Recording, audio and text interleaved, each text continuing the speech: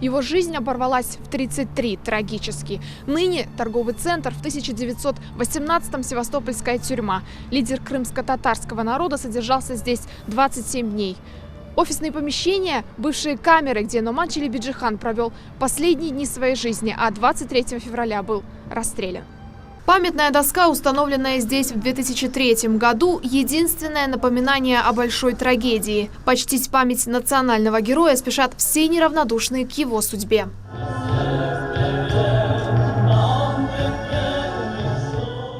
Драматичная, как и история народа, судьба. Слова крымско-татарского гимна, написанные Номаном Челебиджиханом, звучат словно реквием в каждом сердце. Алые цветы, поминальная молитва и национальные флаги – дань уважения. Первый муфтий мусульман Крыма, Литвы, Польши, Белоруссии. Недолгая, но чрезвычайно активная политическая деятельность Номана Челебиджихана оказала большое влияние на развитие культуры и менталитета крымских татар. Все его действия были исключительно во благо народа, и свои силы он направлял на его развитие и процветание. В наших сердцах он навсегда останется как верный сын крымско-татарского народа.